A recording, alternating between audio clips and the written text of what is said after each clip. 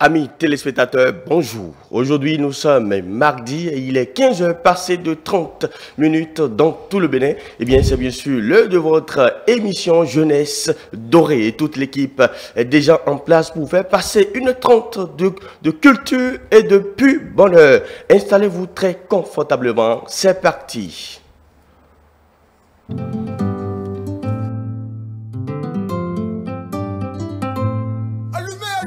Dieu pile pas photo, il pile pas photo.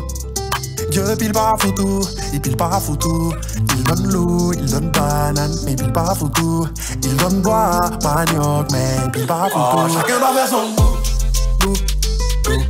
Chacun doit faire son bout. Chacun doit faire son bout, boudou, hibou, hibou. Chacun doit faire son bout, chacun doit plier son fout.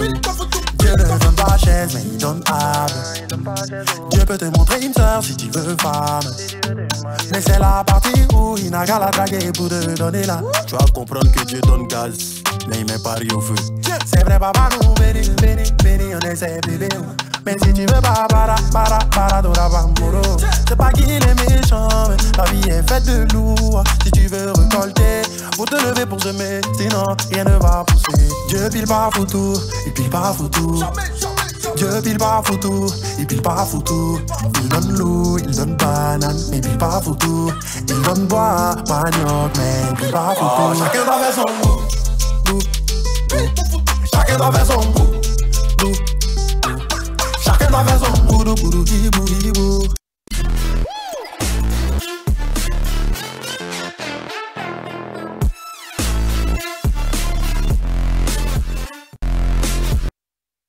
Voilà, on dit merci, un grand merci à Nestor Ougnon de l'autre côté de la technique pour cette belle sonorité.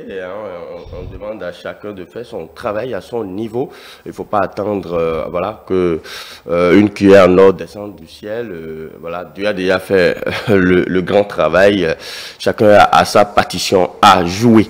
Alors, nous aussi, sur ce plateau, on va jouer notre partition. On va travailler essentiellement aujourd'hui sur le premier plateau de votre émission, c'est bien sûr Innova, et on n'aura pas de bulletin aujourd'hui, je vous l'annonce comme ça. Et plutôt, on a un plateau qui sera éclaté en deux parties.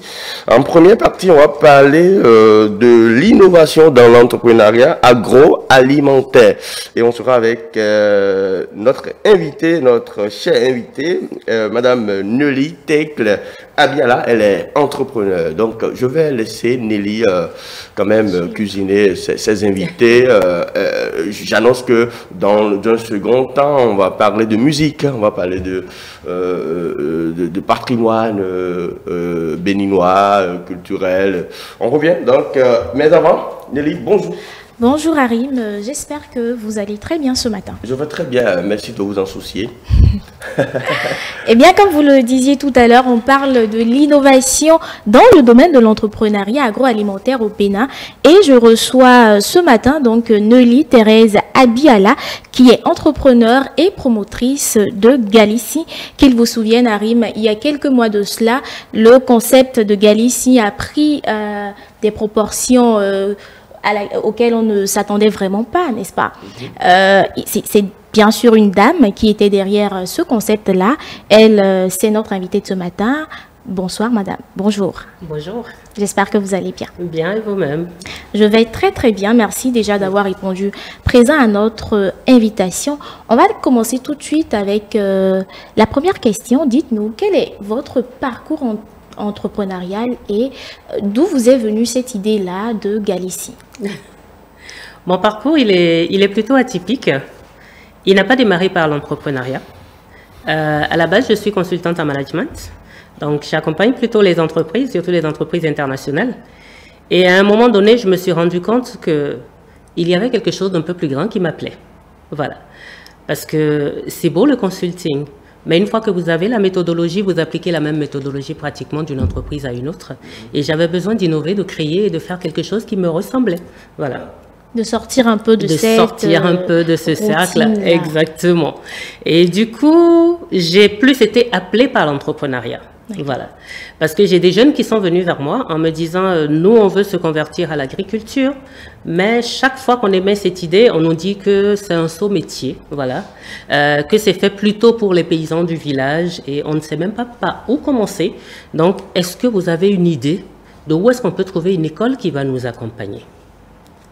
Mais tout ce que je trouvais comme parcours était très académique et universitaire. Du coup, j'ai décidé, bon, mais comme ce sont des jeunes de tout niveau, il y en avait qui n'étaient pas beaucoup scolarisés, de les accompagner. Donc, du coup, j'ai créé une ferme-école pour accompagner ces jeunes-là. Et je me suis passionnée pour l'agriculture. Aujourd'hui, je suis dans l'agroalimentaire. Et la plupart du temps, les gens ont peur d'entreprendre parce qu'ils ont l'impression que ça demande de gros moyens. Oui. Ils n'ont aucune idée. Aussi. Voilà, beaucoup de sacrifices. Ça c'est sûr, je confirme. Et ils se demandent où trouver l'idée du siècle. Mais entreprendre, c'est pas forcément aller chercher l'idée du siècle. On peut prendre quelque chose qui existe en fait et lui donner de la valeur, juste en présentant ça autrement. Et voilà, c'est ce que j'ai voulu faire un peu avec le Galicim pour démystifier l'entrepreneuriat. D'accord. Et l'idée en elle-même, prendre de l'eau de Gary, parce que c'est tellement banal, on en prend peut-être 1 ou 2 fois par mois. C'est ancré en fait dans le quotidien des Béninois aujourd'hui. D'où c'est venu en fait? Bon, enfin, beaucoup plus, mais raisonnablement. Il y en a minimum un Béninois qui se respecte 2 fois par mois, c'est la base. Voilà. Mais d'où c'est venu en fait? Pourquoi ça? Bon, à la base, c'est une idée qui germait depuis plusieurs années. Parce que depuis que je suis toute petite, j'ai vu les gens se battre dans toutes les familles pour l'eau de Gary. Pas pour le Gary, mais pour l'eau. Pour l'eau, ça c'est vrai. Et je n'ai jamais compris, en fait, pourquoi tout le monde se bat pour de l'eau de Gary. Et ma mère, elle est spécialiste de ça. Prenez votre Gary, prenez l'eau, elle vous surveille. Dès que vous délayez, elle récupère et elle boit l'eau. Et c'est la bagarre. Et un matin, je me suis levée, j'ai dit, ben, je vais faire à chacun sa bouteille d'eau de Gary. Mais je n'étais pas encore dans l'agroalimentaire. Bon, après, quand je me suis lancée, c'était plus mes produits bio que je transformais en jus et en cocktail. Et cette histoire de Covid-19 est arrivée. On s'est retrouvé en pleine crise où on s'est rendu compte que mais plus rien ne venait de l'extérieur. Il fallait qu'on se nourrisse par nous-mêmes si on veut survivre, parce que personne ne savait combien de temps ça allait durer. Et après ça, la crise maintenant en Ukraine, et le pain commence à coûter cher. Et je dis, mais c'est une aberration. On a du manioc, on peut valoriser notre manioc. Voilà. Donc, je me suis dit qu'on fasse du pain, qu'on fasse des biscuits, qu'on fasse tout ce qu'on veut à base de manioc, parce que c'est une farine comme la farine de blé, voilà, qu'on peut utiliser.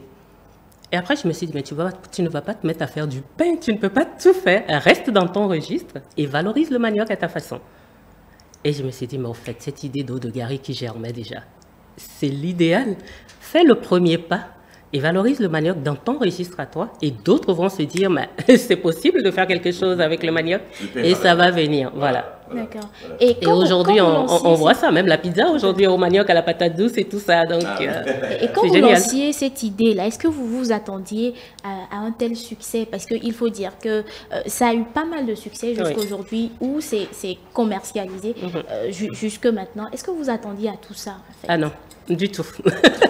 J'étais loin de me douter de ça parce que, bon, ça fait partie du commun du Béninois, voilà. Et je me suis dit, c'est son quotidien, donc il ne peut pas réagir autrement, il va simplement se demander, mais c'est qui cette dingue qui a décidé de mettre du Gary en bouteille et qui pense que quelqu'un va l'acheter quelque part? Mais je me suis dit, la plupart des gens qui sont nostalgiques de l'eau de Gary, ce sont des gens qui ont la quarantaine et plus. Et ce sont des gens qui ont vécu durant toute leur adolescence avec justement le délayage à l'internat et partout, et qui aujourd'hui sont à un certain standing, et ne se voient plus s'asseoir, délayer et tout, mais avoir sa petite bouteille au frigo et se retrouver entre amis le week-end, ça peut permettre de replonger dans le passé. Tout à fait. Mais je le destinais plus à l'export. Et je me disais, au moins le Bénin aussi va s'afficher à l'extérieur avec quelque chose de purement authentique. Parce que ça, quand on dit Gary, on dit Bénin. Et c'était ça à la base. Donc aujourd'hui, je suis surprise de voir que c'est plus le Béninois qui le consomme que les étrangers. Voilà. Donc pour moi, c'était une façon de dire, Mikwabo, en donnant de l'eau de Gary à ceux qu'on reçoit chez nous. Voilà, plutôt que de servir du coca qui est universel. Oui. Mais est-ce que vous avez de l'espoir? Est-ce que votre expérience par rapport, vous êtes allé à ce niveau? Oui, il est en train de partir. Le premier endroit où il est allé, c'est à Philadelphie. Et j'ai été étonnée de voir des photos arriver de là-bas où on me dit, ben, madame, nous on est à table avec du Galicien. Je me suis dit, mais comment ça atterrit là-bas? C'est vrai que c'est impressionnant. Est-ce que ce n'est pas le travail qui est fait également sur le Gary, notre Gary tout? tout banal, comme le disait Nelly, parce que j'aurais appris qu'il y a de l'arôme. Il n'y a pas Ah non, d'ajout il n'y a pas spécifique. d'arôme, hein. Il y a juste Il y a du jus de sucre, citron, du sucre voilà. et du jus de Exactement. citron. On a le Galicie nature On parle de classique parfum, tel qu'on c'est connaît. ça? Voilà. Et puis on a le parfum au citron, mais qui est à base de jus de citron vert de chez nous. De chez nous. Voilà. Mais Exactement. ça soulève quand même un petit problème de gaspillage. Je ne sais D'accord. pas si, après l'utilisation de l'eau de gari, justement, vous avez une certaine façon de réutiliser ce gari-là qui reste. Et quand on prend par exemple du gari d'1 kilo, combien d'utilisation vous pouvez en faire par exemple? Aujourd'hui, c'est le produit par excellence pour protéger l'environnement. D'accord. Parce que vous avez 0 déchet à la fin. Aujourd'hui, nous faisons tremper le gari, nous récupérons l'eau que nous embouteillons et il nous reste juste le gari qui a été trempé, mais qui est déjà, comment est-ce que je vais dire, dépourvu de son amidon. Oui. Et ce gari est récupéré par les propriétaires de fermes aujourd'hui de porcs et ça nourrit directement les porcs. D'accord. Voilà. Donc, il y a 0 déchet. Donc, ça ne pollue absolument pas. Rien n'est gaspillé du tout. C'est du 2 en 1, on va dire. Donc, ça désaltère de l'autre côté et ça permet aux gens de faire des économies parce que les porcs mangent énormément. Et l'amidon, justement, rend le gari rassasiant. Donc, du coup, quand ils en mangent, ça permet en fait de les rassasier beaucoup plus vite et de faire plus d'économies, justement, au niveau de l'alimentation dans l'élevage du porc. Merci beaucoup. Je présume que ceux-là qui nous suivent, qui ont envie de faire l'expérience de l'entrepreneuriat, se demandent quand même quelle a été la stratégie de communication autour de ce concept-là. Parce que quand vous avez un produit novateur, Oui. il n'y a pas une case toute faite Du où tout. vous pouvez, voilà, c'est comme ça se fait quand on parle de tel produit, du maïs par exemple. Donc, comment est-ce que vous vous êtes arrangé pour quand même que la communication soit bien faite autour de Mais ce concept-là? je vais dire que j'ai fait une étude de marché géante. D'accord. J'ai simplement mis la photo du produit sur Internet. Et ça a suscité des réactions de part et d'autre. Parce que ça éveille les curiosités quand même Exactement, aussi. voilà. Vendre du Galicie. Et ça m'a permis de voir à peu près qu'est-ce que les gens pensaient du produit. Il y avait ceux qui étaient pour, ceux qui étaient contre, et beaucoup qui sont venus avec énormément de stratégies en disant mais nous on trouve que c'est génial, mais vous pouvez faire ci, vous pouvez faire ça, vous pouvez l'améliorer de cette façon. Par exemple, l'étiquette a été conçue mais entièrement par un internaute qui est venu en me disant moi je veux participer et voilà ce que j'en fais. On a reçu des t-shirts pour toute l'équipe de la part des internautes, c'était entièrement gratuit, mais c'était devenu une vaste campagne nationale. Et je me suis dit, mais le Béninois tient quand même à son gari, parce que moi, j'ai fait du jus d'ananas dans ce pays, j'ai fait de la pastèque, de la betterave, du clou de girofle. Je n'ai pas eu un tel engouement, en fait. Donc, ça veut dire quand même qu'on a touché un point sensible et que quelque part, le Béninois est quand même patriote. Je pense que mon avant-dernière question, c'est qu'est-ce qui justifie selon vous cet engouement pour le Galicie, pour les concepts novateurs? Est-ce qu'il y a des critères à prendre en compte aujourd'hui pour trouver une idée entrepreneuriale qui va exploser comme ça? Le côté pratique d'abord.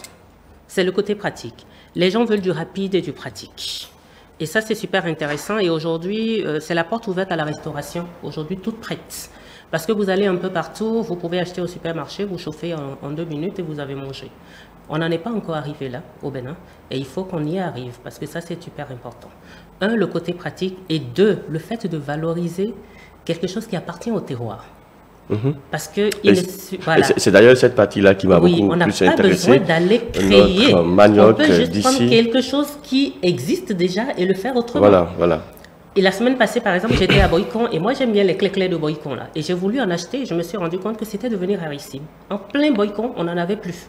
Et les quelques-uns qui existaient n'étaient plus de bonne qualité. Et tout de suite, je me suis dit, mais Pourquoi pas? Pourquoi pas? Pourquoi Il pas? faut juste le présenter dans un joli paquet de biscuits et puis ça y est, ça explose. Et le Béninois, on mangera. Parce que dès que vous dites je vais à Boycon, on dit ramène du clé et ramène du affinity. Ouais, c'est ça. Donc il faut juste le rendre disponible. Voilà. Et il faut partir du besoin de ce qui existe. Vous voulez réussir en termes d'innovation, il faut prendre quelque chose qui va desservir le maximum de personnes. D'accord. Voilà. Si vous aviez des conseils à donner à ces jeunes entrepreneurs-là, ce serait quoi? Ce serait Très surtout, rapidement. n'hésitez pas. Foncez. Ne réfléchissez pas trop parce que la réflexion, ça paralyse. Ça permet de voir tous les freins. Donc, je dirais plutôt, oubliez toutes les raisons pour lesquelles ça ne fonctionnerait pas. Accrochez-vous à la seule raison pour laquelle ça pourrait fonctionnerait. fonctionner. Parce que si je m'étais dit, les gens vont se moquer en se disant, mais elle n'a rien fait d'extraordinaire. C'est de l'eau de Gary. Je n'aurais pas lancé ça. Voilà. Et de tous les produits que moi j'ai fait jusque-là, ça fait 5 ans que j'ai démarré l'agroalimentaire justement. Je n'ai jamais eu de subvention ni d'accompagnement. Et c'est le Galissime qui est le dernier né et qui ne me demande pas d'efforts extraordinaires qui m'a apporté les subventions. Donc on ne sait jamais où se cache en fait le déclic et le bonheur. Ça, c'est vrai. Écoutez-vous et foncez, tout simplement. Merci beaucoup, Noélie, pour votre présence justement sur ce plateau. Harim, Innovar, ce n'est pas fini. On continue et on installe le deuxième plateau, tout en musique, bien sûr.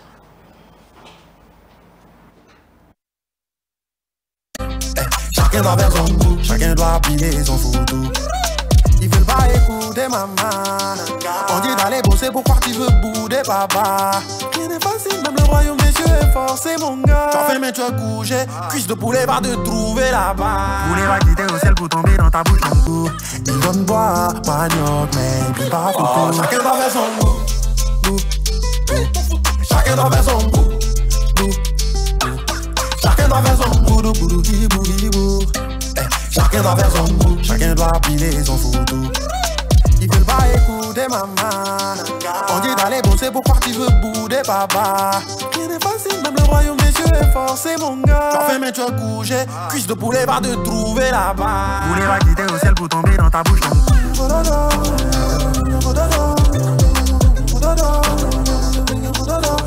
Quand tu veux pas voilà. Je vais planter manguer pour toi. Il va falloir le nyama pour toi. Dieu pile pas photo, il pile pas photo. Dieu pile pas photo, il pile pas photo.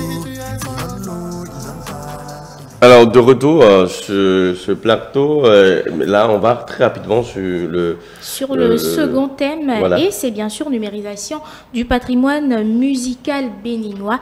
Quelle est son importance justement? Et je reçois ce matin Giorgio Gwendon, si je prononce bien, alias Osmose. Il est beatmaker et a participé très récemment à la création du son de Cotonou. On va aussi en profiter pour parler justement de cela. Osmose, bonjour à vous. Bonjour, comment allez-vous? Je vais très bien, j'espère que vous aussi. Oui, moi ça va super. D'accord, super. Le thème qui nous réunit ce matin est bien sûr l'importance de la numérisation du patrimoine musical béninois. Dites-nous, quelle est l'importance aujourd'hui de la numérisation du patrimoine musical? Et quand on parle de numérisation aussi, de quoi est-ce qu'il s'agit réellement? Est-ce qu'il suffit pour l'artiste ou pour le beatmaker de produire aujourd'hui ou d'aller en studio et d'enregistrer une chanson pour parler de numérisation, ou est-ce qu'il y a des spécificités? Bon, déjà, il faudrait partir de la problématique de la numérisation du patrimoine.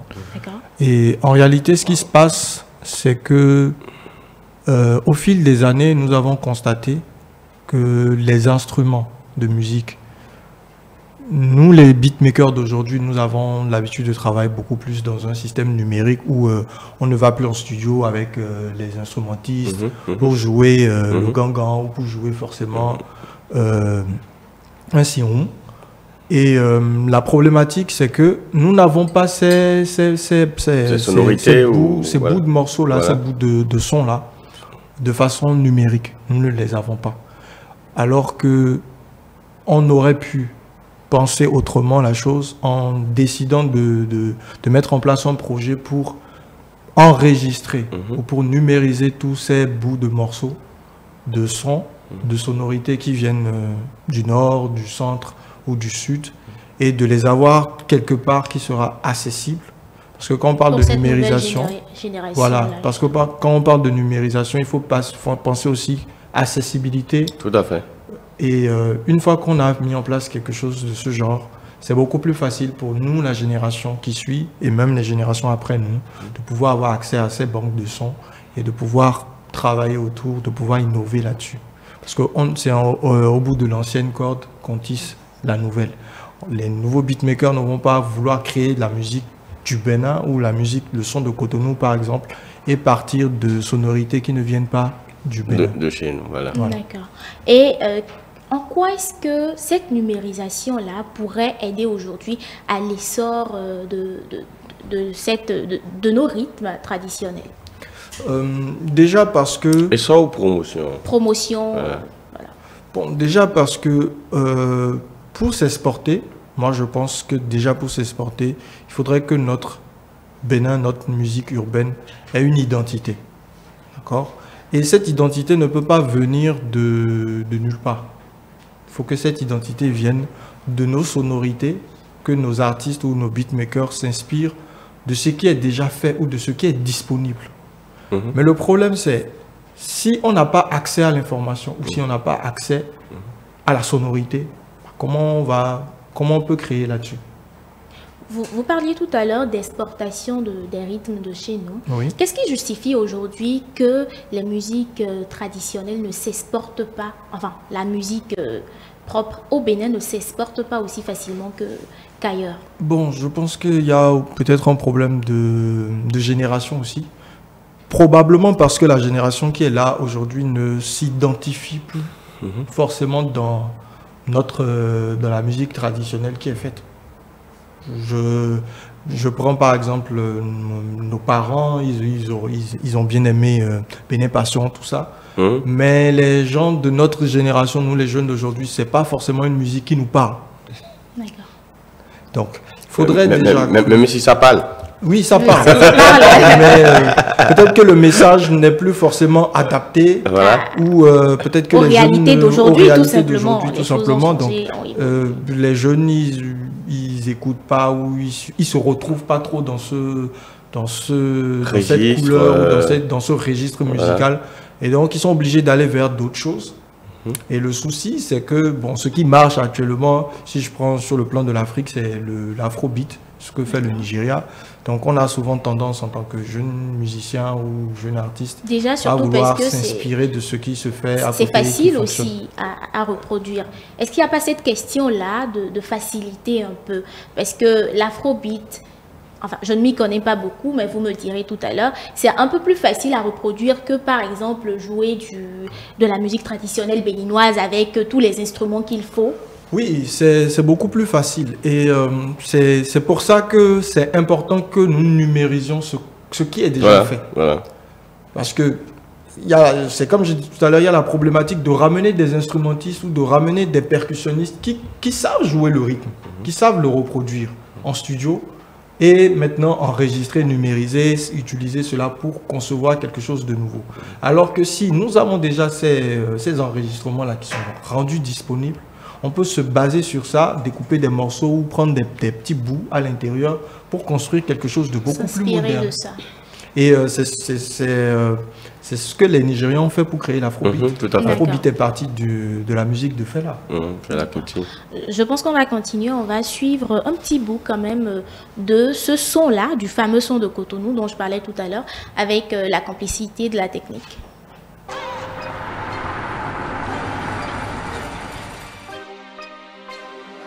Oxmos.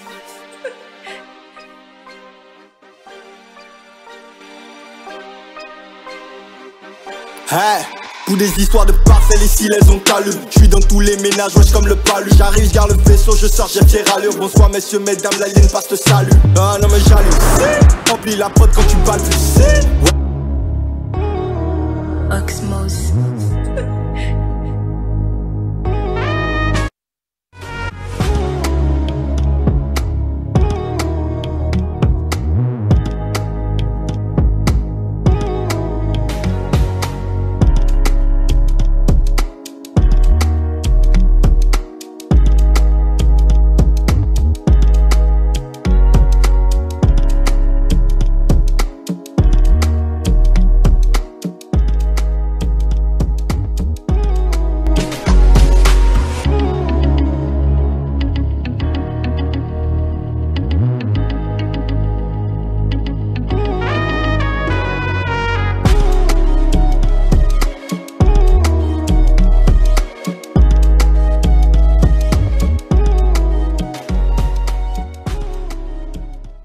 On vient d'écouter justement un extrait du fameux son de Cotonou. Quand je l'écoute tout de suite, je ne retrouve pas ces rythmes béninois là dans ce son de Cotonou. Je ne sais pas si je me trompe, s'il y a peut-être des instruments de chez nous qui sont dans la composition, dites-nous. Oui, effectivement, il y a des bouts de morceaux de chez nous qui sont dans la composition. Il faut dire que cet atelier, Le défi, c'était de faire quelque chose, de composer quelque chose de moderne, tout en partant des sonorités de chez nous.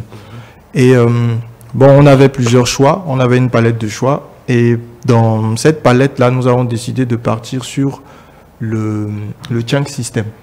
D'accord. Donc l'instrument de base du Chang System qui est le Singhong. Et nous avons utilisé quelques différentes variantes du Singhong en guise de caisse claire et en guise de basse pour pouvoir produire ce son. Bon, j'avoue que c'est quelque chose de très subtil. Il faudrait vraiment prêter attention. Ou avoir une oreille musicale. Bon, faut être habitué non, peut-être à écouter non, je pense ça. qu'il faut simplement prêter attention. D'accord. Et vous remarquerez qu'à l'intérieur, il y a le Singhong qui tape.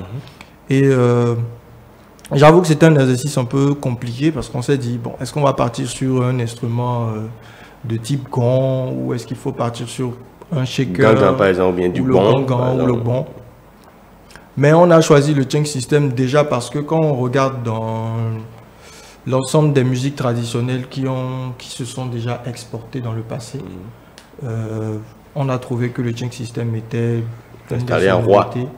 Voilà, qui allait le plus loin possible avec Stan Toro. Et je veux préciser quand même que c'est dans le cadre du festival Oro Oui, que tout à fait. parce que vous parliez d'un atelier tout à l'heure, Oui. donc c'est dans ce cadre-là que vous avez, en complicité avec d'autres beatmakers, Oui, que je salue, Nick Chao et Dagger. Et on a composé travaillé sur cette thématique-là d'utiliser le Chang System pour faire de l'afrobeat. D'accord. Aujourd'hui, il se pose quand même un problème d'authenticité. Est-ce que vous ne pensez pas que s'inspirer de quelque chose qui en lui-même est authentique et le transformer complètement et même le rendre presque méconnaissable, parce que moi particulièrement, c'est vrai que je ne m'y connais pas, mais quand on écoute tout de suite cet extrait-là, on ne reconnaît pas tout de suite le Chang System. Est-ce que vous ne pensez pas que ça pose quand même un problème d'authenticité? Est-ce que les Béninois vont peut-être ne plus se reconnaître dans cette musique-là? Parce que c'est quand même le son de Cotonou, c'est le son du Bénin, en fait. D'accord, déjà quand on dit son de Cotonou, il faut déjà savoir quelle est la cible. Qui est-ce que nous visons quand on parle de Cotonou? Est-ce qu'on vise les jeunes? Est-ce qu'on vise les vieux? Donc déjà le problème part de là. Et moi je pense que quand on parle du son de Cotonou, il faut parler de musique urbaine. D'accord.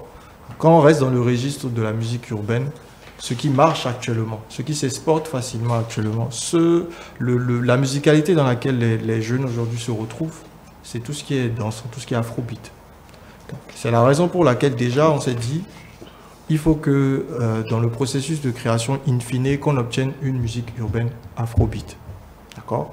Ensuite, on s'est dit, si on doit mélanger avec nos rythmes de chez nous, quels sont les rythmes qui sont les plus faciles à modéliser pour se marier ou pour rentrer en harmonie avec l'afrobeat? Et on s'est dit, bon, tiens, si on était parti sur du gogoron, c'est un peu plus compliqué parce que le rythme il est beaucoup plus accéléré. Si on part sur des musiques où il y a beaucoup de gons, tout ce qui est fréquence aiguë va être difficile à traiter. Donc il y avait toutes ces questions de technique de son qu'il fallait voir. On s'est dit, bon, avec le Chang System, c'est moins contraignant, c'est plus facile à mélanger. Et là, après, c'est une question de goût et de couleur. Et je pense que cet atelier que Eurofest nous a permis de faire, c'est juste un début. C'est les prémices de quelque chose. Et je pense que d'autres beatmakers devraient aussi se pencher sur la question. Et qu'ensemble, qu'on puisse obtenir quelque chose de plus identitaire. D'accord. Je pense que ce sera aussi votre mot de la fin, je présume, que d'autres beatmakers puissent justement se pencher sur la question pour qu'on puisse tout simplement compléter ce fameux son de Cotonou là, afin d'avoir quelque chose d'un peu plus abouti. Eh bien, Harim, Innovar, c'est fini. Ma jeunesse dorée continue. Alors, merci à vous, Nelly, pour ce beau plateau plutôt riche. Merci également à nos invités. Merci d'être passés sur ce plateau. Alors, madame, vous restez avec nous pour le deuxième plateau, c'est bien sûr des lettres et des arts. Ce sera avec Ibrahim Adamou, juste après ceci.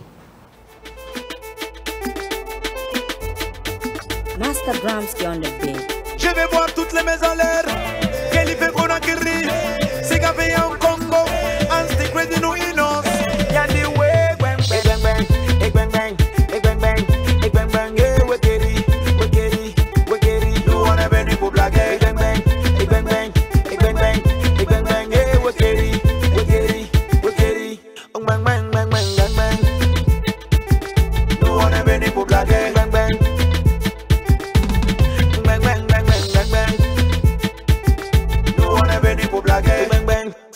On appelle ça la guida. Oh my. Nous on veut s'amuser. Les jaloux n'ont qu'à quitter. Nous on veut s'amuser. Ma chérie Coco, il faut pas hésiter. Vas-y, vas-y, viens danser. Cette musique là va vous faire danser. Vas-y, vas-y, viens danser. Yeah. Ah, maman, y'a qui l'a donné. Papa, yo. Billy vidéo. Je vais voir toutes les maisons en l'air. Quel fait qu'on a guéri.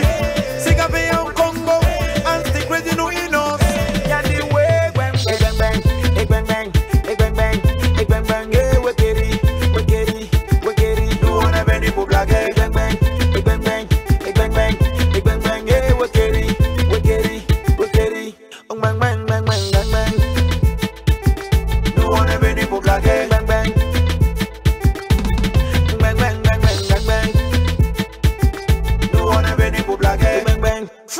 On appelle ça la guida. Inos, baby, pourquoi tu me fais ça, la la la? Inos, baby, je parle pas le chinois. All I want to see your hands in the air.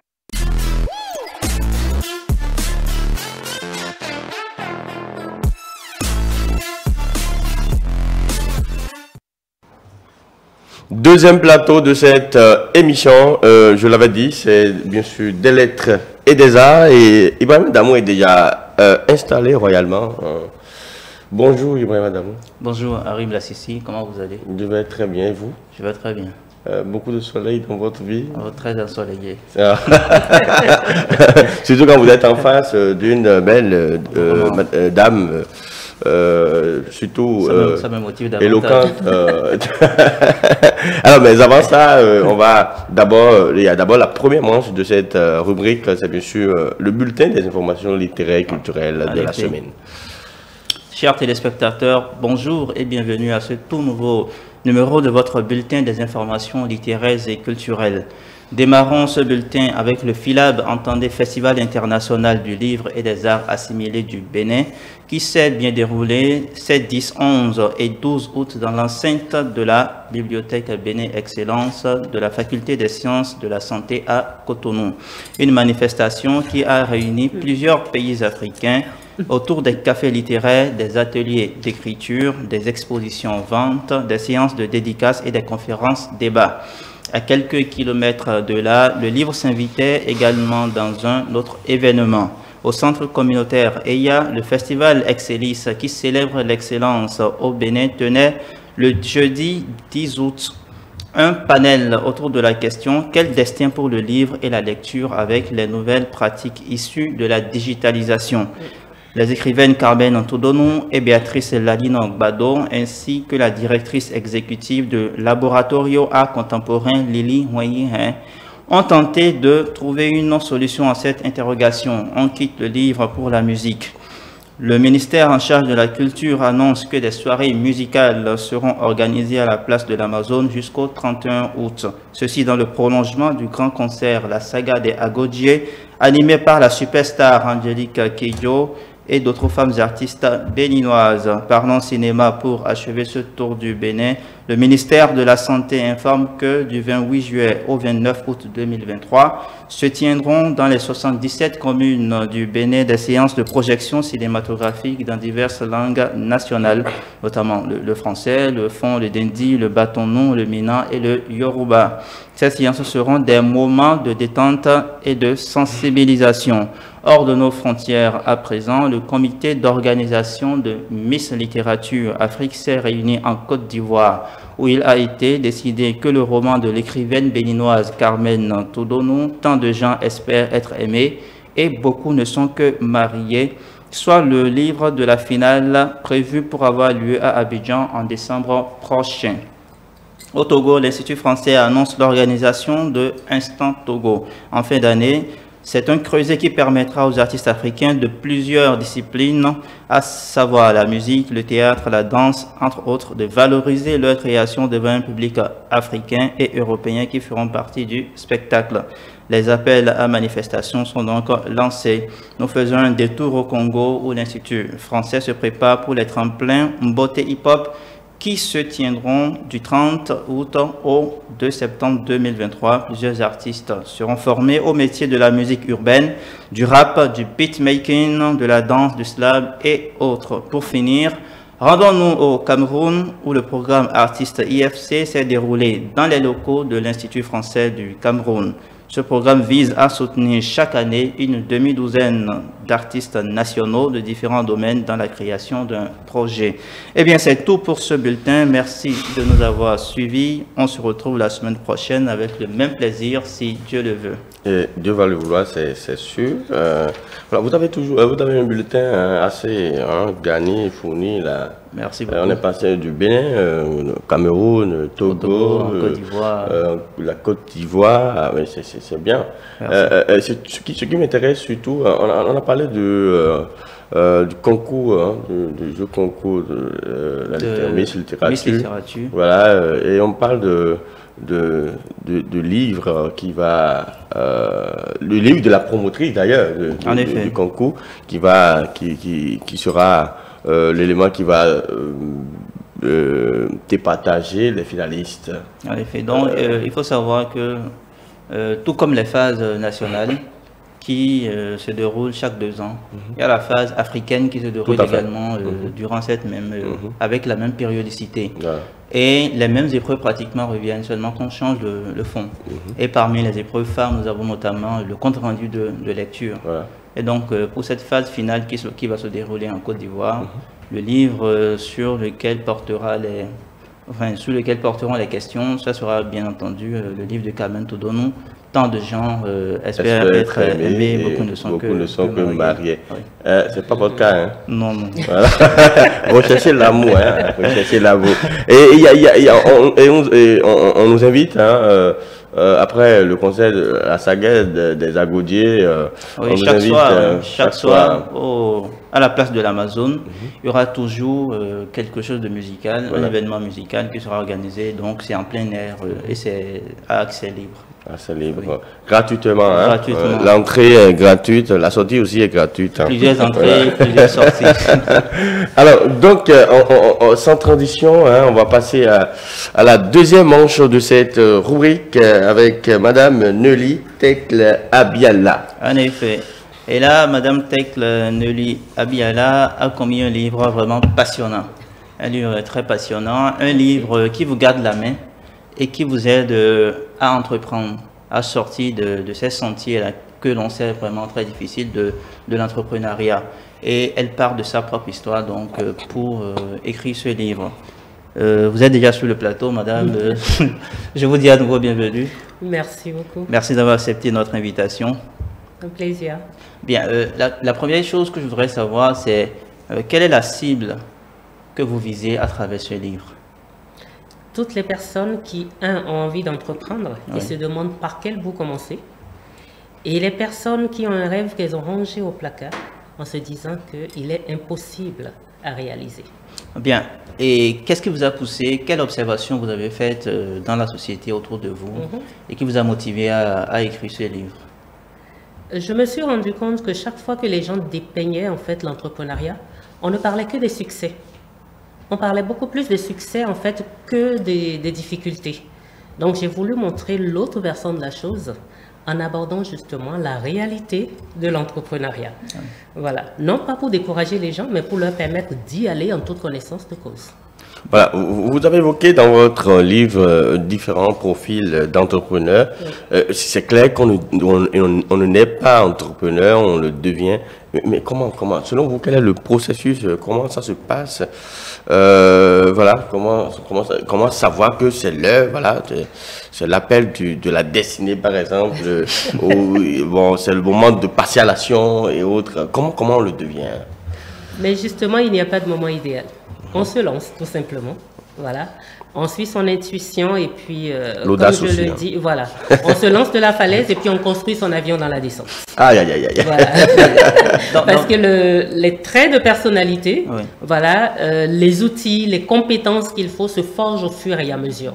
Mais quand on attend d'avoir tout ça déjà prêt pour se lancer, mais on ne se lance jamais en fait. Et là, vous parlez de plusieurs profils d'entrepreneurs que vous évoquez dans votre livre. Est-ce qu'il y a des profils qui sont beaucoup plus aptes, beaucoup plus à même de réussir dans l'entrepreneuriat que d'autres? Oh, je ne dirais pas ça. Je dirais, il y a plusieurs profils d'entrepreneurs, certes, mais en fait, il y a un profil type pour entreprendre. C'est celui qui est résilient. C'est celui qui est déjà d'accord pour se retrouver seul, parce que c'est un chemin de solitude. C'est celui qui n'abandonne jamais dans la difficulté, qui est persévérant. Mais c'est celui qui, surtout, a une vision, qui reste focus sur cette vision-là en se disant que, bon, la destination est là, il devra changer simplement de chemin et de méthodologie en cours de route. Celui-là qui est prêt à accepter ça, celui-là qui est prêt, en fait, à connaître l'humiliation, celui-là qui est prêt, en fait, à se déshabiller totalement du regard d'autrui, il va entreprendre avec succès. Merci beaucoup. Mais il arrive souvent que l'entrepreneur, qu'il soit débutant ou bien confirmé, il arrive souvent qu'il soit confronté à ce problème-là, qu'il soit totalement absorbé par son travail, par ses objectifs, au point même de ne pas accorder suffisamment de temps à sa famille. Quelles sont les conséquences de ce fait et comment est-ce que l'entrepreneur peut s'y prendre? Ben, la conséquence, c'est qu'il est malheureux tout simplement. Il est malheureux parce que il va se dire, et ça arrive souvent, qu'il est en train d'entreprendre, il est en train de faire des efforts justement pour construire un meilleur avenir à sa famille. Ouais. Et le jour où il a fini de construire, il lève la tête, il se retourne et il est tout seul, il n'y a plus personne. Parce qu'entre-temps, il a oublié de les regarder, il a oublié de les écouter, il a oublié de demander conseil, il a oublié de passer du temps avec eux. Et il les a rendus totalement indépendants de lui. Ils ont cherché leur chemin ailleurs parce que l'individu, justement, dans sa dynamique, évolue et change. Donc, un matin, il se réveille avec son épouse et ils se rendent compte qu'ils sont deux personnes différentes. Ils n'ont plus rien en commun. Donc, l'entrepreneuriat, au contraire, doit se construire autour de la famille. D'accord. Voilà, ce sont les premiers à nous donner leur avis. Ce sont les premiers à nous soutenir, nous motiver quand nous sommes découragés, ce qui arrive souvent. Donc, quand la famille vous dit « on est avec toi, vas-y ». Quand vous devez travailler le dimanche et que vous les regardez et qu'ils vous disent « tu as l'habitude d'être avec nous le week-end, un dimanche en passant, ce n'est rien du tout, on t'autorise à y aller », en fait, vous avez beaucoup plus de tonus et d'énergie pour aller de l'avant. Alors, vous parlez de difficultés qu'on peut rencontrer en tant qu'entrepreneur également. Ça ne peut pas manquer, hein, ça ne peut pas manquer. Est-ce que le financement aussi, ça fait partie des difficultés ou... Oui, le financement fait partie des difficultés, encore que ce n'est pas la difficulté majeure, mais c'est la difficulté à laquelle les gens donnent le plus d'importance. Mais prenez quelqu'un qui n'a aucun objectif, à qui vous donnez énormément d'argent aujourd'hui, mais il ne saura même pas dans quoi investir ça. Il va dépenser cet argent, et au moment où il va faire énormément d'erreurs et comprendre finalement où est-ce qu'il faut, sur quel levier il faut appuyer pour se lever, il n'aura plus rien. Et entreprendre en général, ce sont des expérimentations. Donc, on ne peut pas vouloir faire un test en allant emprunter l'argent de quelqu'un. C'est pour ça que moi, je demande justement de prendre la vie par les escaliers. Il faut y aller étape par étape. Okay. Donc, comme je le dis souvent, l'ascenseur de la vie, il est en panne. Donc, il faut faire l'effort, voilà, d'y arriver. Donc, imaginez quelqu'un qui dit « je veux avoir une ferme » et qui fait un prêt de 10 millions parce qu'on lui a fait un beau business plan et on lui accorde les 10 millions. Mais entre-temps, il n'a jamais vécu cette expérience d'élever des animaux. Il ne sait pas ce que c'est. Et c'est beaucoup plus difficile que ce qu'on voit dans les livres. Il s'y met et il perd tout son cheptel. Il doit rembourser. Mais quelqu'un qui a démarré avec 2 familles d'animaux, il s'est mis à coupler et les gens viennent et puis on se moque de lui en disant « mais tu n'as pas dit que tu as une ferme, ça s'arrête à ça ?» Mais les mêmes personnes reviennent 2 mois après et puis on lui dit « mais ça évolue ton histoire ». 6 mois après, on dit « waouh, on est fiers de toi ».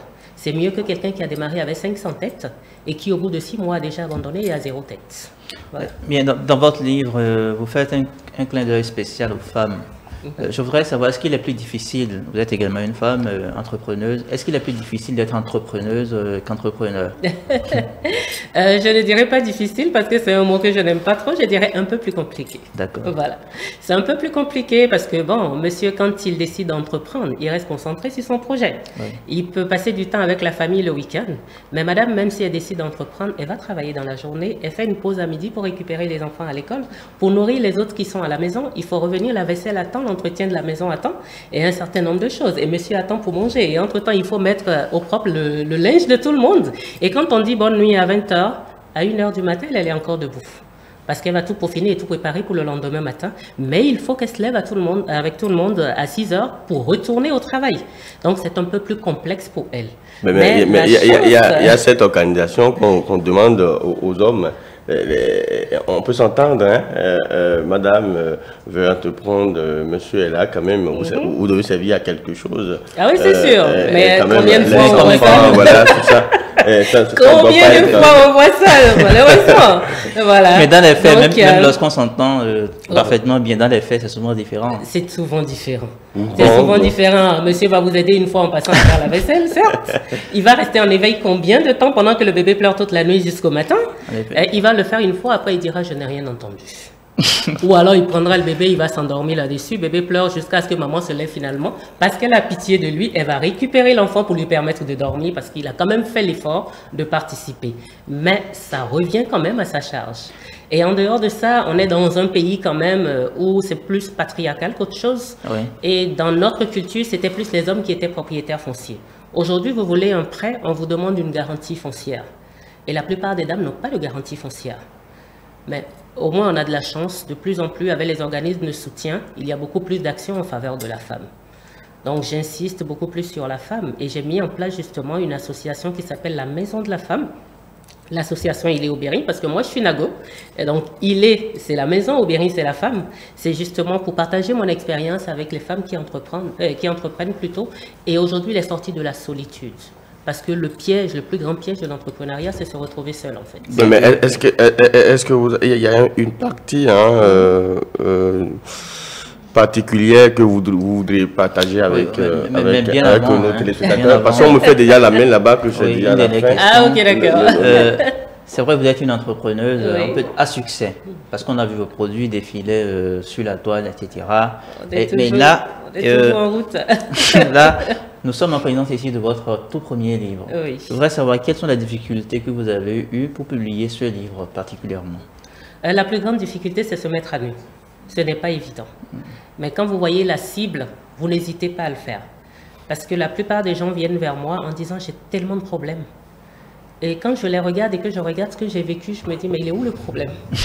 Et là, je me suis dit, si on veut rendre service, il faut partager son expérience. C'est une obligation pour tout le monde de partager son expérience. J'ai décidé de partager mes difficultés pour que d'autres se rendent compte qu'il y en a qui vivent pire que ce qu'ils vivent, mais qui y arrivent. Et que tout est en nous. Et c'est pour ça que je dis, entreprendre justement, c'est entrer et prendre. C'est entrer en nous et y chercher la force pour aller au bout de l'aventure. Merci beaucoup. Alors, il y a un passage particulièrement que vous affectionnez et que vous voudrez partager avec nos téléspectateurs. Avec les téléspectateurs là. Je dirais tout ce qu'il y a dedans est tellement intéressant. Bon, quand je prends la pause, conseil numéro 4, l'envie d'entreprendre est un parcours jonché d'embûches. Donc, comme on est à la fin, le lire, ça va nous prendre un tout petit peu plus de temps, mais je vais le résumer en disant, j'ai l'habitude de dire qu'on n'a pas d'obstacles sur notre chemin. Ce sont les obstacles justement qui sont le chemin. Parce que quand on vous dit oui et que vous n'avez pas d'obstacles et que tout est facile, vous n'allez pas chercher l'essentiel en vous. Vous n'allez pas justement exploiter votre potentiel. Mais lorsqu'on vous dit non, vous êtes surpris de voir que vous êtes capable de faire des choses que vous n'auriez jamais imaginé être capable d'accomplir un jour. Merci. Donc, c'est l'obstacle justement qui est le chemin. Et si vous acceptez l'obstacle, vous acceptez l'entrepreneuriat. Merci beaucoup à vous, chers téléspectateurs. On était avec Nelly Tekla Abiala. Nous avons parlé de son livre qui s'inspire de son histoire personnelle. Nous vous remercions de nous avoir suivis. Alors, merci à vous, Ibrahim Adamo, pour cette belle rubrique. C'était très intéressant avec Madame. Merci d'être passée. Merci vous rentrez bien. Merci. Alors, Juliette Doré va se poursuivre avec le prochain plateau. C'est bien sûr Junior d'Afrique avec Vanessa Zanou.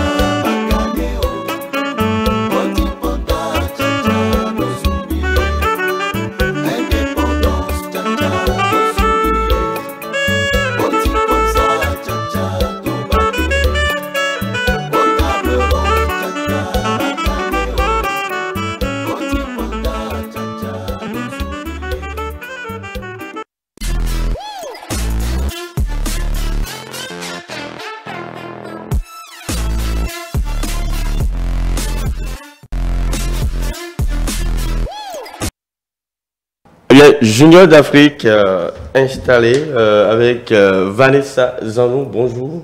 Bonjour Arim, bonjour chers téléspectateurs et bonjour à Auréa. Vous allez bien? Ça va. Ça va? Oui. À ma droite, il y a la belle et incroyable, voilà, Auréa. Bonjour. Bonjour Monsieur Arim. Vous allez bien aussi? Très bien. D'accord. Alors aujourd'hui, on va parler de la drépanocytose, des retentissements, j'allais dire, psychologiques de la maladie. De la maladie. Et comme invité, vous avez... je suis avec Bio Alassane, c'est un psychologue. Donc c'est avec lui, on aura discuté autour du plateau. D'accord, il n'y a pas de souci. Donc, mais avant tout ceci, on va écouter d'abord le Auréa pour le bulletin éducatif. C'est parti. Mesdames et messieurs, bonjour, soyez les bienvenus dans votre bulletin d'information éducative. L'Organisation mondiale islamique pour l'éducation, la science et la culture, en collaboration avec la Commission nationale béninoise pour l'UNESCO, à travers un atelier de formation professionnelle, outils pendant 20 jours, 50 élèves filles des lycées techniques du Bénin en couture, gestion et marketing. L'atelier permettra de donner aux participantes les prédispositions nécessaires pour un épanouissement financier. Toujours dans l'optique de promouvoir les formations techniques et professionnelles, les apprenants des écoles privées reçoivent aussi des cours en couture, coiffure et informatique, une initiative de l'État qui vise à lutter contre le chômage. Et puis le ministère de l'Enseignement supérieur et de la Recherche scientifique met sur pied la campagne d'orientation des nouveaux bacheliers du 14 au 18 août 2023.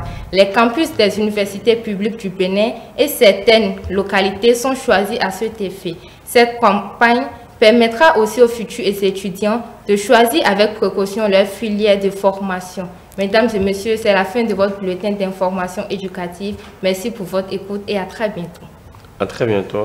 Voilà, nous on est à quoi ici pour un baptême de feu, je trouve que bon, ça c'est on vous dit bravo. Merci. C'est pas Habib Noueni qui va me dire le contraire. Donc on revient sur ce plateau. Sur la drépanocytose, pardon.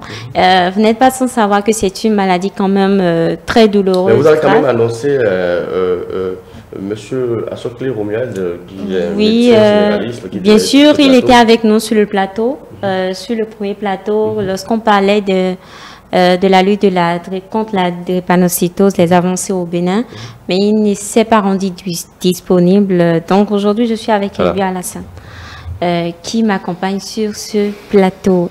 Déjà, pour entrer dans le vif du sujet, on va faire un petit exercice de partage d'expérience. Est-ce que il vous est déjà arrivé de consulter des personnes qui souffrent de ce mal-là? Ok, merci et bonne soirée à tous. Concernant les expériences de drépanocytose, c'est que plus nous les psychologues, nous recevons d'abord les consultations liées au traumatisme. C'est-à-dire aux déviances de la société, addiction avec drogue dure, addiction sans drogue dure. Donc, mais c'est rare de voir quelqu'un pousser la porte d'un cabinet de psychologue s'il s'agit de drépanocytose. Parce que, qu'est-ce que ça donne à l'idée? Dès que drépanocytaire, c'est les crises qu'on voit. Donc, c'est les crises violentes et automatiquement, on cherche à soulager et directement, c'est les médecins. Parce que là-bas, on fait des vaccins, on met des perfusions et ça se calme. Mais en réalité, il y a deux douleurs concernant les drépanocytaires. Il y a la douleur physique naturelle qui est inévitable. Mais celle qui est encore derrière, c'est-à-dire diffuse, c'est la douleur psychologique. Psychologique, ouais. C'est une douleur fortuite que l'esprit même crée à travers les manières de penser, c'est-à-dire comment on perçoit la maladie. Et plus le patient est soumis à ça, les parents aussi, parce que c'est la souffrance psychologique que les parents vivent eux. Bien sûr. Ils ne vivent pas la douleur physique. Donc tout ça là, dans l'arrière-plan, parce que nous sommes constitués de corps et esprit. Donc l'esprit lui crée une autre souffrance qui est tout au long de la vie. C'est-à-dire, vous voyez, c'est diffuse, mais c'est là en place tout au long de la vie du malade. D'accord. Et quand on parle de ces répercussions-là, quelles sont les répercussions de cette maladie-là sur la psychologie des malades? Et bien sûr, quand on prend le cas des enfants, par exemple. Pour les enfants, c'est vraiment énorme. Puisque quand la crise vient, automatiquement, on va sur le médecin. Mais on ne s'occupe pas du volet psychologique. Parce que après la crise, l'enfant a une idée. Parce qu'il y a d'abord, excusez-moi, il y a 3 niveaux de douleur. Et la douleur présente, ça c'est soulagé par les injections et tout ça.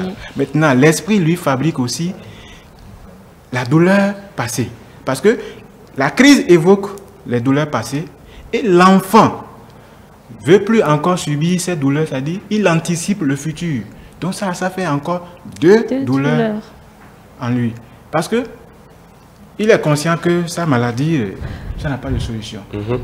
Et à chaque fois, il sait que la crise va venir, donc la douleur. C'est-à-dire qu'il anticipe déjà même la douleur. Et cette douleur, quand la crise vient encore, ça évoque les douleurs du passé. Donc tout ça, c'est au niveau de l'esprit. C'est-à-dire l'esprit seul a 2 douleurs au niveau de l'enfant, au niveau du patient de drépanocytaire. C'est très important, ces clarifications. Mais je demande, qu'est-ce que vous proposez, vous, en tant que psychologue? Alors, c'est vrai que ce n'est pas de notre culture. Quand on souffre, on pense au psychologue. Mais vous, aujourd'hui, qu'est-ce que vous, de votre position, qu'est-ce que vous proposerez? Oui, les patients qui viennent en consultation pour des troubles de comportement des enfants, après des questionnements, parce qu'on demande l'antécédent. Et quand, dans l'antécédent, on voit, ils sortent de drépanocyté, et voilà.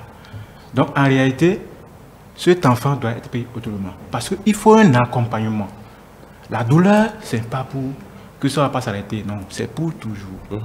Mais autour de cette douleur, il faut essayer d'arrêter la douleur que ça évoque, c'est-à-dire pas le passé, les culpabilisations. Maintenant, aussi éviter que cette douleur soit aussi anticipée. Parce que l'anticipation vient du fait que je ne veux plus vivre la souffrance. Et déjà, sans la crise, l'enfant n'est plus à l'aise. Parce qu'il a peur qu'une autre crise vienne. Alors? Déjà, ça crée de douleurs psychologiques.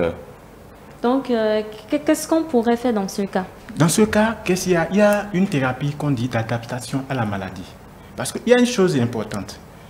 Drépanocyté, on doit accepter. Parce que c'est une réalité. Mais quand on est dans le déni, dans la résistance, c'est comme si on n'a pas accepté. Et quand on n'accepte pas quelque chose, on peut s'adapter. Donc la thérapie d'accompagnement, et il y a aussi la thérapie cognitive comportementale. Parce que les douleurs sont créées par les pensées négatives autour de la maladie.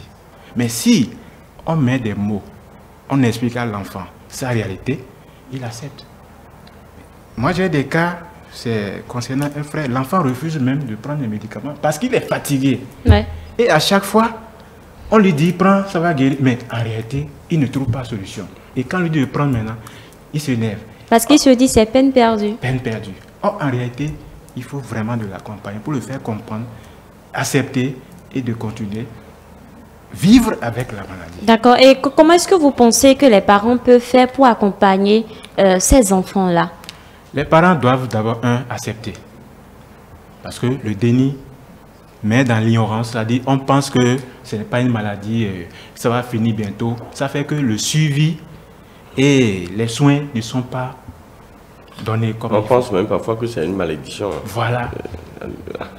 D'accord. Et quand on prend le cas de la société, par exemple, parce qu'il y a certaines personnes qui n'aiment pas rester avec les drépanocytaires, parce que tout le monde pense que c'est déjà un cas critique, et à force de cohabiter avec cette personne-là, c'est sûr qu'il va me quitter d'ici là. Donc on est souvent réticent. Comment est-ce qu'on peut faire pour préparer ces citoyens-là à beaucoup plus se faire l'idée que c'est pas vraiment une maladie qui va forcément, voilà. Oui, sur ce, parce qu'il faut vraiment faire des communications pour faire comprendre aux gens que celui qui est drépanocytaire, c'est un être normal comme nous, mais juste, il a des difficultés. Et chacun, d'abord je le dis ici, nous sommes tous des personnes normales avec des difficultés. C'est ces niveaux-là qui diffèrent. Mais quelqu'un qui est drépanocytaire et déjà la société a des préjugés sur lui, d'abord, il va se ressentir rejeté. Et le rejet, déjà, c'est un poids. Ouais. L'exclusion. Oui, l'exclusion. Il va s'isoler. Et là, en même temps, il va développer des idées pas bonnes quand même. C'est des idées, mais pourquoi moi? C'est des questions qui se posent. Des fois, d'autres vont jusqu'à dire, mais Dieu est injuste avec moi. Or, s'il y a l'acceptation, il peut mieux vivre. Mais les crises vont venir, mais à chaque crise, on saura comment l'accompagner, comment l'aider. D'accord. On va mettre fin à ce plateau, mais bien avant, donnez-nous quelques perspectives psychothérapeutiques qui seraient préférables de mettre en place dans la gestion de la douleur chez le patient. Oui. D'abord, comme psychothérapie, il y a psychothérapie cognitive. Là, il faut amener à changer les pensées négatives autour de la maladie, puisque c'est un mal lié au sang. Et c'est lié à un gène lié au chromosome 11. Donc, on ne peut pas aller dire on va changer. Peut-être ceux qui ont évolué dans le domaine peuvent proposer des transformations, proposer d'autres nouveaux gènes pour faire ça. Mais là, on n'est pas à ce niveau d'abord. Mais les parents aussi doivent faire une thérapie, c'est-à-dire les parents, que ce soit l'enfant, une thérapie cognitivo-comportementale, c'est-à-dire en même temps les pensées, les émotions et les actes qu'on pose autour de la maladie. Et il y a la dernière thérapie qu'on peut dire psychodynamique, c'est-à-dire en parler, parce qu'on n'en parle pas. Parler autour de la maladie. Mais ça fait que même d'autres cachent les enfants. C'est pas bon. Mais si aujourd'hui les parents savent que dans la douleur de la drépanocytose, il y a 3 douleurs. Il y a douleur physique, il y a 2 douleurs qui sont liées à la psychologie. Si on arrive au moins à enlever ces 2 douleurs, ça veut dire qu'au moins la crise peut être de façon vivable. Parce qu'il faut de la joie. Bien sûr. Mais cet enfant n'a jamais de la joie. Et quelqu'un qui est dans la dépression, son organisme ne fait que sécréter de la toxine. Parce que la peur, l'angoisse, de tout ça là, et tout l'hormone qui est sécrété, c'est des toxines. Donc ça rend malade en plus. Vous voyez, ils sont plus infectieux. C'est-à-dire, les infections, même petits trucs là, ça les abat. D'accord. Merci beaucoup. Et puis, ce sera votre mot de la fin. Ce sera tout pour ce plateau de Junior d'Afrique. J'étais avec Bio Alassane Alimi Yao. Il est psychologue. On a débattu sur la drépanocytose au Bénin, retentissement psychologique de la maladie. Merci. Alors, merci à vous, Vanessa Zanou, pour ce plateau. Et merci également à vous, Auréa, même si vous nous avez privé de vos impressions sur la deuxième manche de la rubrique. Ce n'est pas grave, on passe, quoi. Merci à vous, chers invités, merci d'être passés, vous rentrez bien. Alors nous, ici, on va poursuivre notre travail et installer le dernier plateau. Ce sera avec Atman Bouba et sa team. C'est juste après ceci. Fly son. Yeah. Carmel. Sans s'interdire, même si t'as pas mis. Allez, bon fille, à de peau et non de Saint-Ouen. T'es averti, on n'est pas amis. Ah, bah, mais ouais, un bel beauty, ça va. Cassio, is we ratak boji we to monte we eton ye de todo nungla was on yero taze o on se connaît que mille dans ma gauche 10 000 à ma droite je ne serai jamais atteint ouais do papa ouais do 1000 dans ma gauche 10 000 à ma droite yeah ouais do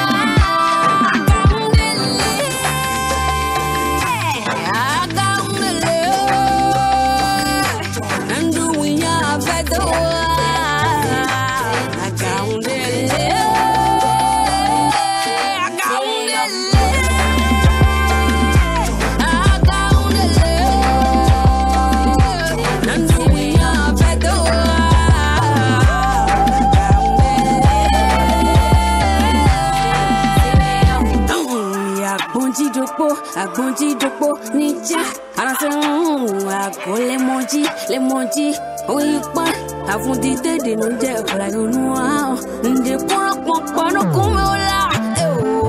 Agama, mi oula, avant mi no rosu, agama, mi oula, avant mi no rosu, c'est mi naga, ouais, Roma, yaga, roule, allez, agane, oh, 2000 dans ma gauche, 10 000 à ma droite, je ne serai jamais atteigné, ouais, papa, ouais, 1000 dans.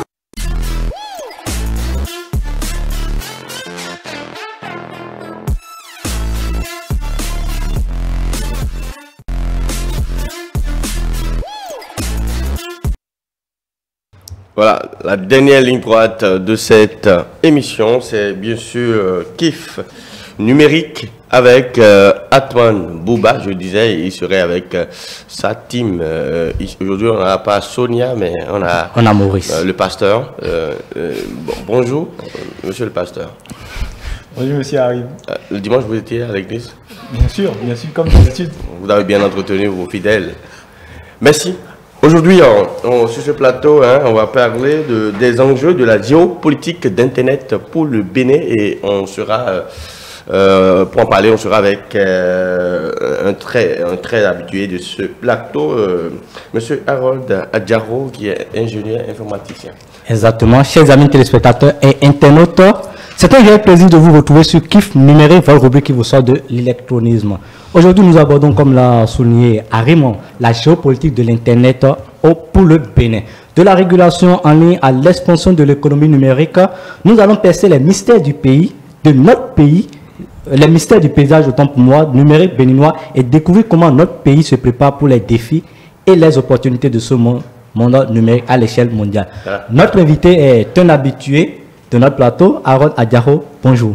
Bonjour. Avec vous, nous explorerons les enjeux majeurs de la géopolitique de l'Internet pour le Bénin. Mais avant de revenir à vous, nous allons apparaître pour le tour du web avec le pasteur Maurice Notongi. Voilà. Chers téléspectateurs, bonjour. On démarre ce tour de web avec l'appel à candidature du ministère du numérique et de la digitalisation pour la sélection de 20 formateurs, référents digital et techniciens en maintenance d'équipements électroniques au profit de l'école des métiers du numérique. L'objectif est d'identifier et de sélectionner les formateurs qui seront formés à la pédagogie active ainsi qu'à l'appropriation des référentiels de formation. La date limite de dépôt des candidatures est pour le 23 août 2023. Arim. Oui. Si je vous parlais des disquettes, des cassettes VHS, qu'est-ce que cela vous évoque? Je crois que le plus habile à répondre à cette question, c'est Atman Bouba. Eh bien, sachez, un festival est annoncé pour le 2 septembre à Cotonou. Le festival Expotique va réunir les professionnels et amateurs des TIC pour partager des expériences et des anecdotes autour des appareils vintage qui seront exposés. Ce sera également l'occasion d'échanger sur la responsabilité environnementale des entreprises tech au Bénin. Perturbation de la connexion Internet. Depuis quelques jours, le Bénin connaît des perturbations du trafic sur le réseau Internet, quel qu'en soit le fournisseur d'accès. Pour comprendre les raisons de cette lenteur du réseau Internet, Franck Sensé sur Twitter lève le mythe avec des explications simples. Néanmoins, cela n'a pas empêché Moutawakilou Gounou sur Facebook de se plaindre du silence du réseau GSM MTN Bénin et de l'autorité de régulation des communications électroniques et de la poste ACEP Bénin. En Afrique de l'Ouest, l'Organisation internationale de police criminelle a arrêté 103 personnes lors d'une opération de grande ampleur. Ces groupes criminels, gangs violents et mafieux ont été identifiés à cause de leur malversation sur Internet, c'est-à-dire arnaque via des courriels d'entreprise, arnaque à l'amour, à l'héritage, fraude à la carte de crédit ou aux impôts, escroquerie au paiement anticipé et blanchiment d'argent, rapporte France 24. Pour finir ce tour du web, Meta dévoile un nouveau système de vérification par mail pour son application de discussion instantanée WhatsApp. C'est une alternative pour protéger les comptes. Au plaisir et à mardi prochain. Merci au pasteur Maurice pour cette veille digitale. Alors, Harold Adjaro, nous subissons des perturbations liées à la connexion Internet. Comment expliquer ces perturbations liées à la connexion Internet ces derniers jours? Pour vous, serait-ce encore le coup des requins, une incompétence ou une incapacité des FAI à répondre à la demande? Alors, merci déjà pour la question. Et il faut bien reconnaître aujourd'hui que notre dépendance... Des requins, c'est ça? On n'en est pas encore là. Je ne crois pas que nous sommes encore en train de subir ce qui arrive grâce aux requins. Mais c'est déjà le lieu de souligner que cette dépendance, justement, à Internet, ça fait partie des aléas.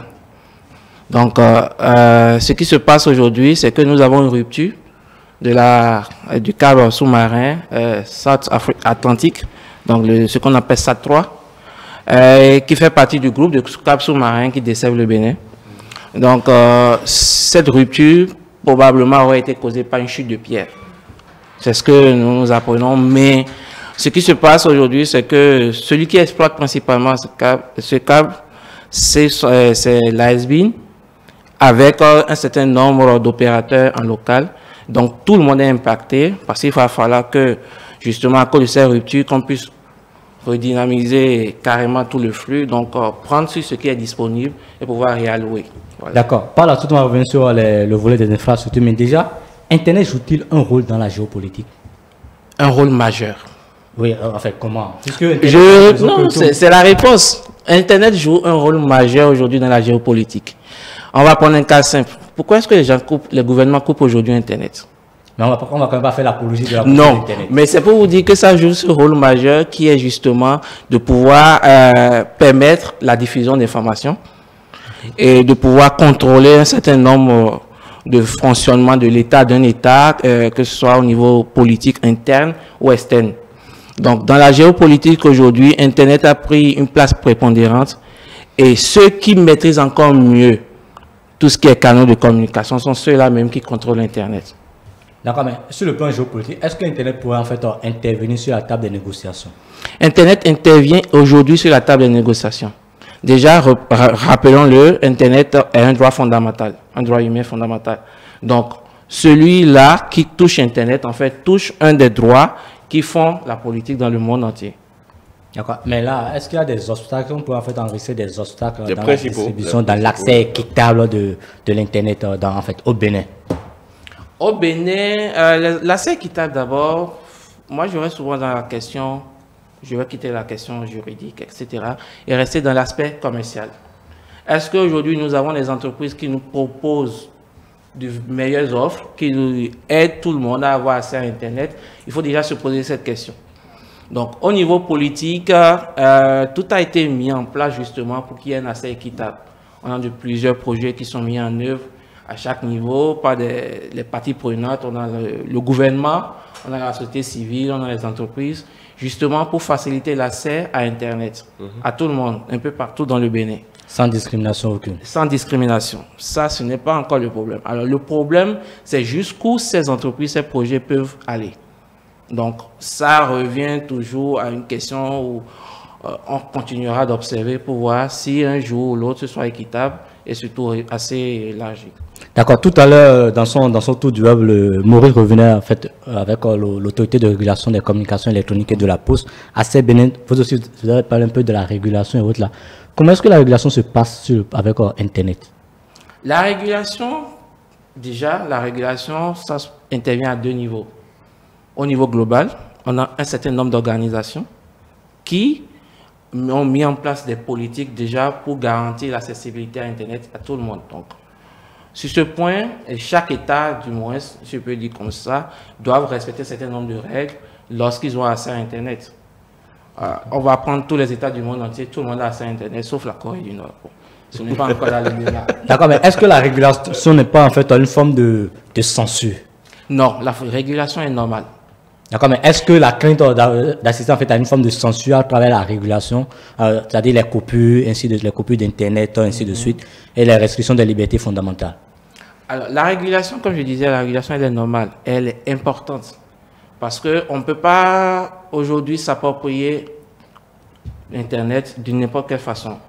Déjà, ça permet à des États de pouvoir engranger des ressources, mais également aux utilisateurs qui sont regroupés au niveau de la société civile, de pouvoir les utiliser selon quel que soit l'usage. D'accord? Maintenant, le problème qui se passe, c'est que cette régulation, normalement, est concentrée. Et c'est là que nous avons des dérives, comme par exemple des censures et des coupures, justifiées par des règles, par des lois ou par des raisons d'État. Mais cette régulation, déjà, elle nous permet comme on disait tout à l'heure, que tout le monde ait accès à Internet de façon équitable et aussi que nous n'ayons pas de surenchère au niveau commercial, au niveau des coûts, au niveau de l'accessibilité, etc. Maintenant, est-ce qu'on... Oui, on parle de régulation et tout, mais que direz-vous des défis de cette régulation? Surtout au Bénin, je parle, on est au Bénin. Alors, les défis, justement, je le disais tout à l'heure, même avant le début de l'émission, le premier problème que nous sommes en train de rencontrer aujourd'hui, en dehors de tout ce qui est déjà fait, c'est principalement une question de culture. Une question de culture numérique. Parce que pour que la régulation puisse bien se passer, il faut déjà que tout le monde ait une certaine connaissance de comment fonctionne Internet, de comment fonctionne le numérique de façon générale. Donc, les premiers défis, c'est déjà d'amener tout le monde déjà à l'information, d'apporter l'information à n'importe qui, pour savoir exactement ce qui se passe, quels sont les droits, quels sont les devoirs de tout utilisateur. Bien. De notre côté, le problème qu'on rencontre, c'est que nous avons un pays qui est en train de se développer. Donc, nous avons des services qui sont mis en place, des usages qui sont pratiqués et justement, comment on dit ça, on essaye au maximum d'uniformiser ces usages. Donc là, le défi qui va arriver aujourd'hui, c'est comment pouvoir permettre à tout type d'usage, que ce soit mis en place par l'État ou par les entreprises, des startups, de pouvoir être accessible à tout le monde et justement faciliter beaucoup plus l'utilisation d'Internet et le développement des services. Alors, comment les pays aujourd'hui, surtout le Bénin, peuvent protéger en fait son infrastructure numérique contre les cybermenaces aujourd'hui? Parce que quand même le Bénin investit énormément pour mettre en place toute une infrastructure. Comment il peut protéger cette infrastructure-là contre les cybermenaces qu'on ne peut plus ignorer en fait aujourd'hui? Bien sûr. Alors déjà au Bénin, il faut bien qu'on puisse voir qu'il y a une certaine infrastructure, une certaine normalisation de la chose en fait qui est en cours avec la CIN qui a mis en place depuis, je crois, qui a sorti depuis 2 ans par là, une politique nationale, une stratégie nationale de cybersécurité, donc de protection du cyberespace. Bien. Ça, c'est la première chose. Deuxième chose, on a un code du numérique. Bon, il y a des choses à dire sur la question, mais le code du numérique aussi est là pour aider, en fait, à protéger le cyberespace en interne comme à l'externe. Mais ce qui se passe, c'est que nous ne sommes pas vraiment encore à l'abri de tout ce qui peut être menace venant d'ailleurs, parce que nous avons un cyberespace où des utilisateurs ne sont pas toujours au mieux informés de ce qu'il faut faire. Ouais. Si nous souhaitons par exemple protéger les infrastructures d'État, d'accord, c'est un exemple que je vous donne, mais que nous avons des fonctionnaires qui utilisent de façon n'importe comment en fait leur accès à des sites d'État, etc., c'est toujours des risques qui peuvent être exposés et donner la possibilité à des cyberattaquants à l'extérieur de pouvoir nous attaquer. Okay. Donc la menace aujourd'hui en fait peut résulter aussi d'un manque d'information, donc de culture numérique toujours. Alors, il y a une question qui me vient. En tant qu'ancien président du chapitre Bénin de Internet Society, comment j'ai remarqué en fait que vous contribuez énormément à l'acceptation en fait universelle des noms de domaines et des adresses électroniques. Vous pouvez nous en dire plus et voir son impact en fait et nous expliquer en fait son impact sur les populations lambda aujourd'hui? Très bien. Aujourd'hui, quand on parle de l'acceptation universelle des noms de domaines, en fait, principalement ça traite beaucoup plus au caractère linguistique. Exact. Vous voyez par exemple, vous prenez le Yoruba, c'est un exemple que je donne, on a des accents. Mais lorsque vous entrez un nom Yoruba dans une barre d'adresse, ça ne passera pas comme nom de domaine. Parce que justement, ce n'est que des caractères qui sont des caractères normaux qui sont acceptés. Et 90% de ce que nous faisons aujourd'hui ne sont pas en mesure d'accepter qu'on intègre des noms de domaine avec des caractères. Donc ce que nous faisons déjà, c'est de vulgariser au niveau de tous les acteurs, donc les entreprises, les ingénieurs, l'intégration technique au niveau des serveurs, tout ça, de tout ce qui est les normes UASG, donc c'est Universal Acceptance pour les noms de domaine, et pouvoir à un moment donné un autre disposer de noms de domaine qui sont écrits en Yoruba. Super. En Chine, ça se fait déjà. Au Japon, ça se fait. Avant, tout le monde passait forcément par un nom classique, donc alphabétique. Mais aujourd'hui, en Chine, on peut entrer en caractère chinois, un nom de domaine, et ça passe. Au Japon aussi. Donc, le but, c'est justement d'amener en fait cette politique en Afrique et que nous ayons désormais, et si ça arrive, des noms de domaine qui sont plus écrits dans nos langues, avec tous les caractères. En pédard, en fond. Ah oui, pourquoi pas. Exactement. Pourquoi pas. Voilà. Alors, dites-nous, le Bénin peut-il s'imposer sur le plan TEPO, en fait, à faire référence à Internet dans la politique régionale et internationale? Est-ce qu'on peut espérer, en fait, que le Bénin soit parmi les hubs? C'est le but que l'État essaie de poursuivre. Je pense bien que... Bon, est-ce que tout le monde n'est pas une utopie? Pour vous, serait-ce une utopie ou bien non, est-ce que c'est... Non. Je reste toujours optimiste sur la question parce que c'est mon secteur. Je reste toujours optimiste sur la question. Maintenant, tout compte fait, il faut juste qu'on ait de la patience et surtout qu'on arrête de traîner sur un niveau donné. Il faut évoluer et contribuer au débat à l'international. D'accord. Alors, comment le Bénin peut-il alors assurer sa souveraineté numérique, surtout dans un contexte de crise entre l'Afrique et NRS au sujet des adresses IP? Sur ce point, nous restons toujours un peu, comment je dirais, on est un peu attachés en fait. Okay. Parce que nous avons les mains liées, cette crise aujourd'hui, on est à les mains liées, exactement. Cette crise aujourd'hui nous dépasse un peu. Pourquoi? Parce que déjà, Internet a été organisé de façon à ce que des organisations sous-régionales puissent mettre à disposition des États tout ce qui est nom de domaine, tout ce qui est adresse IP. Et au Bénin, en fait, nous dépendons de l'Afrique, qui est une organisation sous-régionale. Donc, la crise se passe entre l'Afrique et NRS. Mais ce qui va se passer, c'est que si les États ne se concèdent pas peut-être en Afrique, donc quand je dis concertation, c'est quand tout le monde s'entend sur peut-être une même politique pour imposer aux organes à l'autre niveau, dans l'ICANN, l'Union africaine et les Nations Unies, des règles qui vont empêcher des entreprises privées de prendre le contrôle de nos adresses IP. Mais là, avec la politique de Elon Musk qui veut installer en fait des satellites pour faciliter l'accès à Internet, elles sont à part chambouler encore toute la géopolitique de l'Internet. Non, pas du tout.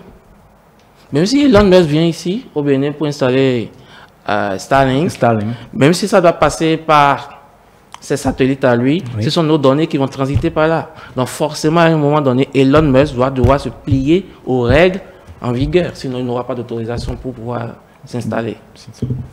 D'accord. Alors, question, est-ce que vous avez des techniques même?